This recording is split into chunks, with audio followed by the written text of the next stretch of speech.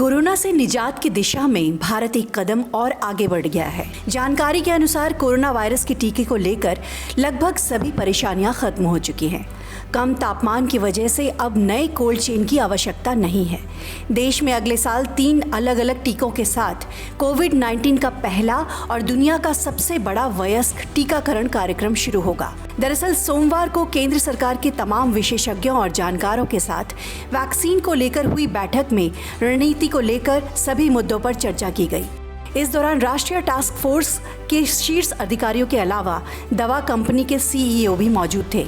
बैठक में लिए गए फैसलों को देर शाम तक प्रधानमंत्री को भेज दिया गया है। जानकारी के अनुसार मंगलवार को देश के मुख्यमंत्रियों के साथ मिलकर प्रधानमंत्री नरेंद्र मोदी इस रणनीति पर चर्चा करेंगे। इसमें सबसे अहम है कि राज्यों को टीका की खरीद नहीं करनी है और केंद्र की ओर से समानता का अधिकार रखते हुए सभी राज्यों को बराबर संख्या में खुराक उपलब्ध कराई जाएगी। इसके अलावा उत्तर प्रदेश, बिहार और महाराष्ट्र में जरूरी लोगों की संख्या ज़्यादा होने के चलते वहां की सरकारों से बेहतर रणनीति पर काम करने की सलाह भी दी जाएगी।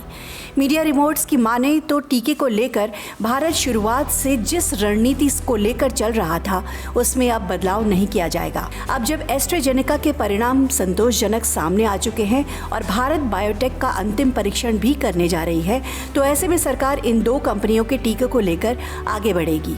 इस बीच रूस या फिर जेनेवा और जाइडस कैडिला का टीका आने पर उसे भी टीकाकरण कार्यक्रम में शामिल कर लिया जाएगा।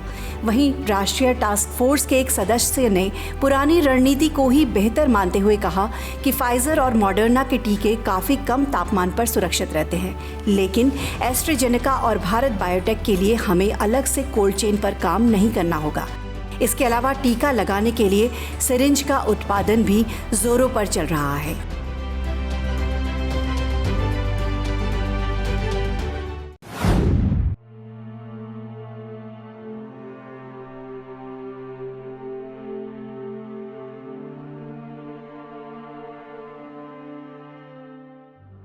असम के पूर्व मुख्यमंत्री तरुण गोगोई का 86 वर्ष की आयु में सोमवार शाम निधन हो गया।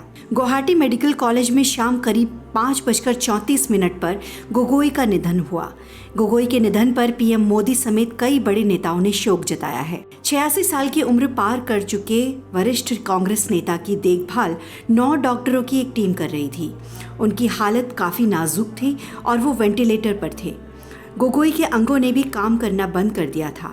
हालांकि उनके दिमाग को कुछ संकेत मिल रहे थे, आंखें चल रही थी और पेसमेकर लगाए जाने के बाद उनका दिल काम कर रहा था। इसके अलावा गोगोई के सभी अंगों ने काम करना बंद कर दिया था। तरुण गोगोई का रविवार को 6 घंटे तक डायलिसिस हुआ था और ये दोबारा विषाक्त चीज़ों से भर गया था। उनकी ऐसी हालत नहीं थी कि डायलिसिस दोबारा किया जाए। गोगोई के निधन पर देश के तमाम राजनेताओं ने ट्वीट कर संवेदना जाहिर की है और अपना दुख जताया है।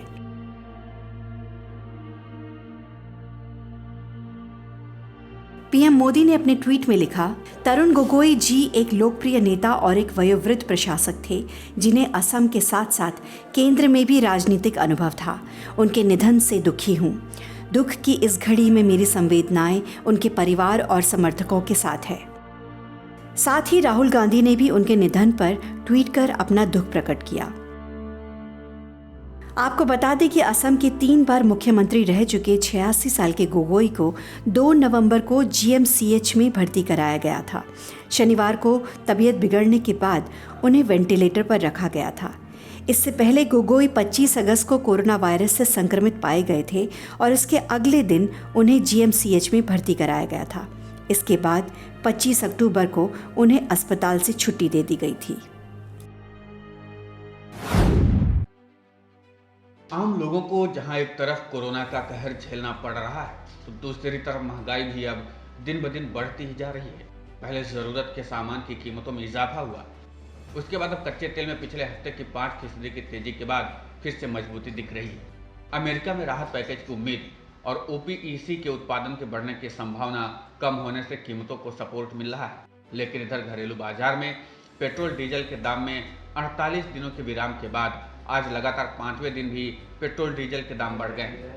सरकारी तेल कंपनियों ने आज पेट्रोल डीजल फिर से महंगा कर दिया है। पेट्रोल के दाम 5 से 6 पैसे और डीजल के दाम 16 से 17 पैसे की बढ़ोतरी हो गई। आपको बता दें कि देश की राजधानी दिल्ली में पेट्रोल 6 पैसे और डीजल 16 पैसे महंगा हो गया है। इससे पहले पेट्रोल डीजल की कीमत में आखिरी बार 22 सितंबर को 7 से 8 पैसे प्रति लीटर की गिरावट देखी गई थी। 1 सितंबर से 2 अक्टूबर तक डीजल के दाम 3 रुपये प्रति लीटर से ज़्यादा कम हो चुके हैं। हालांकि पेट्रोल के भाव पर कोई असर नहीं है। अक्टूबर महीने में पेट्रोल और डीजल की कीमत में कोई बदलाव नहीं हुआ था, जबकि अगस्त में पेट्रोल और डीजल, इसके पहले जुलाई माह में डीजल के रेट में बढ़ोतरी की गई थी।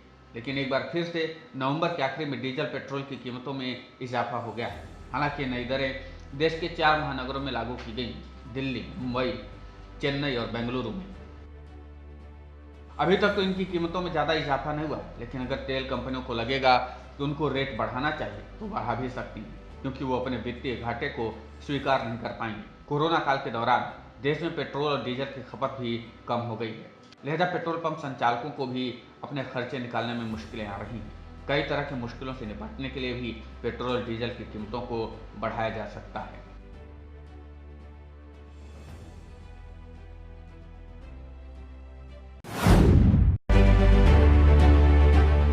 देश में कोरोना के संक्रमितों की संख्या बढ़ने को लेकर हालात संभालने की कमान अब पीएम नरेंद्र मोदी ने खुद अपने हाथों में ले ली है। उन्होंने कोरोना वायरस से सबसे ज्यादा प्रभावित 8 राज्यों के मुख्यमंत्रियों से वर्चुअल बैठक की, जिसमें गृह मंत्री अमित शाह समेत ममता बनर्जी, विजय रूपाणी, अरविंद केजरीवाल, उद्धव ठाकरे समेत कई सीएम शामिल रहे। बैठक में पीएम मोदी ने प्रदेश में कोरोना के आंकड़े बताने के दौरान हरियाणा के मुख्यमंत्री मनोहर लाल खट्टर को रोका, साथ ही आंकड़ों के बजाय आगे की रणनीति बताने के लिए कहा। वहीं महाराष्ट्र के मुख्यमंत्री उद्धव ठाकरे ने बैठक में कहा कि अगले साल आने वाली कोरोना वैक्सीन को लगाने के लिए राज्य में टास्क फोर्स की स्थापना कर दी गई है। साथ ही कहा कि कोरोना वैक्सीन के लिए उनकी सरकार लगातार सीरम इंस्टीट्यूट के आदर पूनावाला से बातचीत कर रही है। वहीं पश्चिम बंगाल की सीएम ममता बनर्जी ने बैठक में कहा, बंगाल में कोरोना मरीजों का इलाज ठीक चल रहा है। उन्होंने पीएम से जीएसटी का बकाया पैसा राज्यों को जारी करने की मांग की। साथ ही कहा कि पश्चिम बंगाल सेंसिटिव राज्य है, जहां बांग्लादेश और भूटान की अंतर्राष्ट्रीय सीमा लगती है और वहीं से मरीज बंगाल आते हैं। इसी तरह पड़ोस के राज्य बिहार, झारखंड, उड़ीसा से मरीज आकर बंगाल में इलाज कर रहे हैं, जिससे राज्य पर बोझ बढ़ रहा है। दिल्ली के सीएम अरविंद केजरीवाल ने बैठक में कहा कि शहर में कोरोना के बढ़ने की एक बड़ी वजह बढ़ता प्रदूषण है। उन्होंने पीएम मोदी से पराली मामले में दखल देने और सफदरजंग अस्पताल में आईसीयू के 1000 बेड का इंतजाम करने की मांग कही। बैठक में गृह मंत्री अमित शाह ने कहा कि यूरोप और अमेरिका में कोरोना के मामले दोबारा से बढ़ रहे हैं। ऐसे में हमें भी सावधान रहना है। इस लिहाज से सामाजिक दूरी के पालन पर जोर देना होगा और मास्क पहनना अनिवार्य करना होगा। दरअसल इस बैठक का मुख्य उद्देश्य वैक्सीन के वितरण और महामारी से निपटने की रणनीति पर चर्चा करना था। बता दें कि देश भर में कोरोना वायरस संक्रमण के मामले पिछले कुछ दिनों से 50,000 के नीचे आ रहे हैं, लेकिन कुछ राज्यों में कोरोना संक्रमण के मामले तेजी से बढ़ रहे हैं।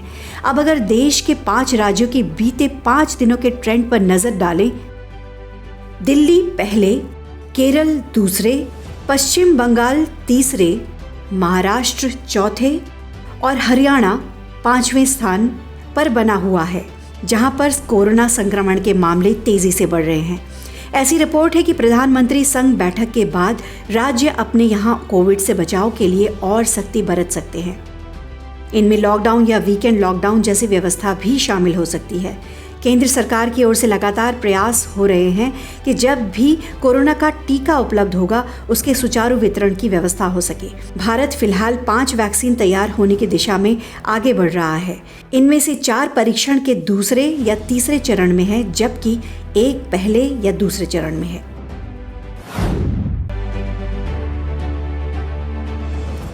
एक तरफ यूपी में योगी आदित्यनाथ सरकार लव जिहाद के खिलाफ कानून बनाने की तैयारी कर रही है। इसी बीच इलाहाबाद हाई कोर्ट ने एक अहम फैसला दिया है। अदालत ने कहा है कि किसी भी व्यक्ति को अपनी पसंद का जीवन साथी चुनने का अधिकार है। कोर्ट ने कहा है कि कानून दो समान या विपरीत सेक्स के ही क्यों न हो। कुशीनगर के रहने वाले सलामत अंसारी और प्रियंका खरवार मामले की सुनवाई करते हुए अदालत ने कहा कि कानून एक नाबालिग स्त्री या पुरुष को अपना जीवन साथी चुनने का अधिकार देता है। अदालत ने कहा है कि उनके शांतिपूर्ण जीवन में कोई व्यक्ति या परिवार दखल नहीं दे सकता।